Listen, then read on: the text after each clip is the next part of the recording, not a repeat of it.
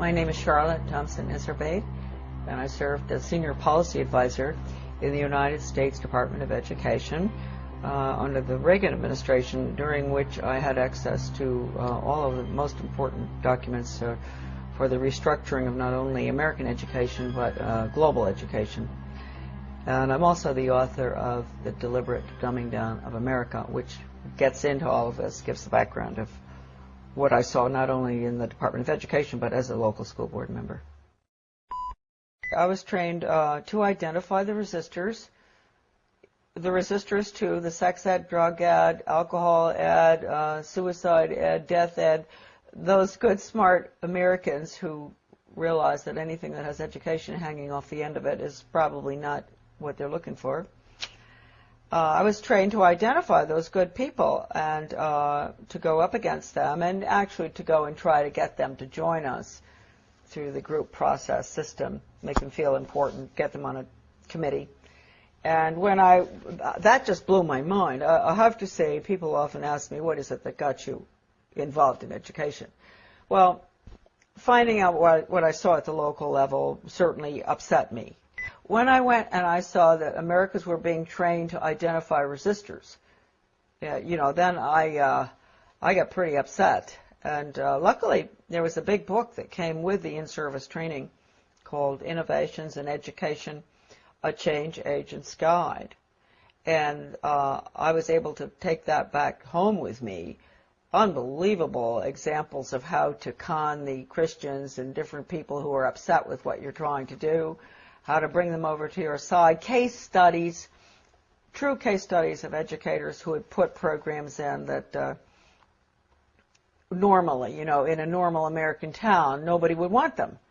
How did they manage to get them in? How did they con the people? And the other thing was, not only was I trained to identify the resistors, I was trained to go to the important people, high-profile, highly thought-of people in the community, with the Rotary, Chamber of Commerce, Garden Club, you name it, the different groups in our towns.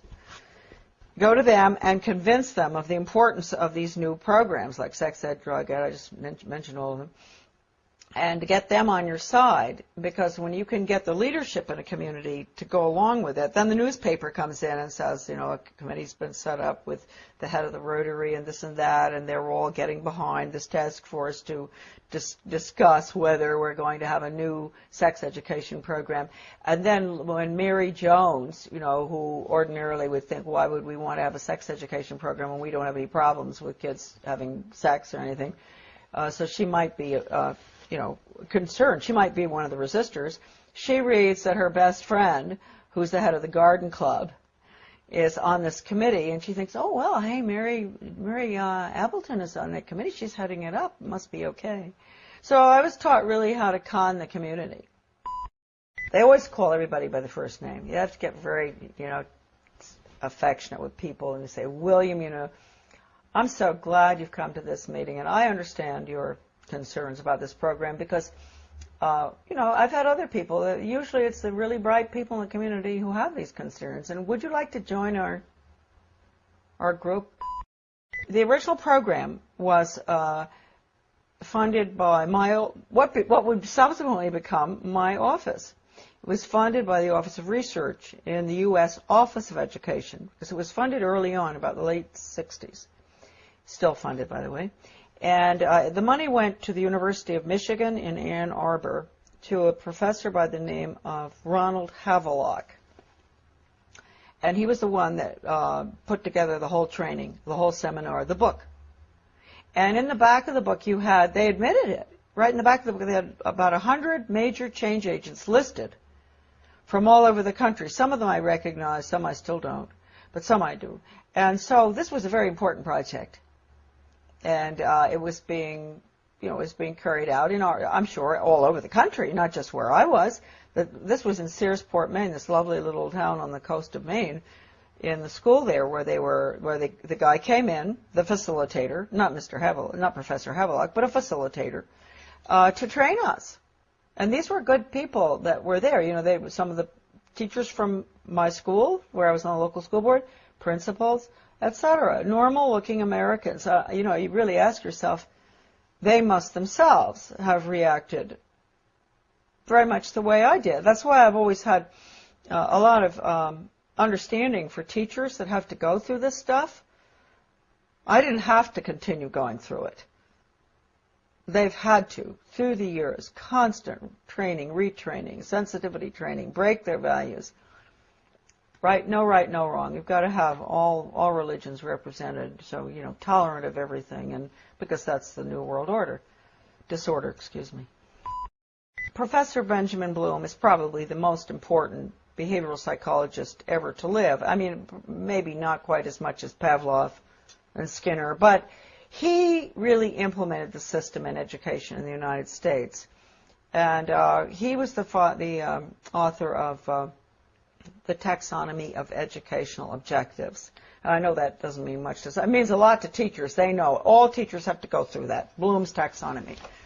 And just to give you an idea of how blatant they are, Benjamin Bloom said the purpose of education, and I often say this to parents, really, listen to this.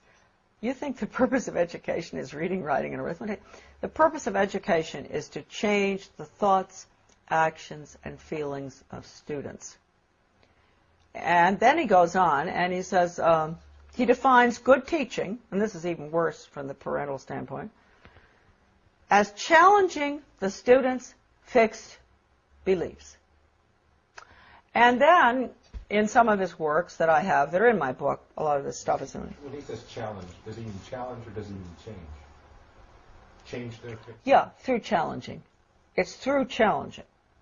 You go up against them, and you change them. And you asked a good question, because then he goes on in one part of the taxonomy that is in my book. He says that he can take a student from here to there, from a belief in God or his country or whatever, to being an atheist and not believing in his country in 1 hour. Did he do that? Oh, yeah, he does it. And I've seen it with students. I've seen it with young people. And they don't even know, and teachers don't even know. That's why if you talk to teachers about it often, they'll really have an awfully hard time dealing with it. And if you go up to a superintendent, an educational administrator, superintendent or whatever, and you ask him or her, have you ever been through sensitivity training? They'll usually crack up because they went through it. They're the worst, those programs. I've been through them. I mean, how can anything be worse than some of the ones that the regular classroom has? But they're the worst.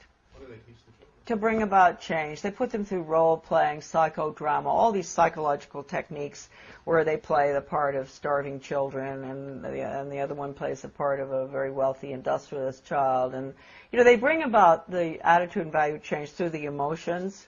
You know how young people are. You know, they're naturally very altruistic, and they want to help, and they don't like to see poverty around the world. And so what they'll do is, just like I think I mentioned to you earlier, all right, I don't know whether I did, going into the teacher putting in the new social studies program in our community and walking through, taking the little tots through town and identifying big rich people's houses and small poor people's houses. That's a perfect example of what I'm talking about. Getting them young and making them feel sorry for the people who live in the trailer across from the captain's house, because they only eat hot dogs, not steak. And then they'll do the same thing with Ethiopia or wherever, some third world country, showing them the children dying, and then they'll show pictures of our affluence. And what do you eat for breakfast? Oh, you have eggs and bacon and cereal and orange juice and grapefruit and everything. Yum, yum, yum. Do you really think it's fair? Common unity. That's what we call it, common unity.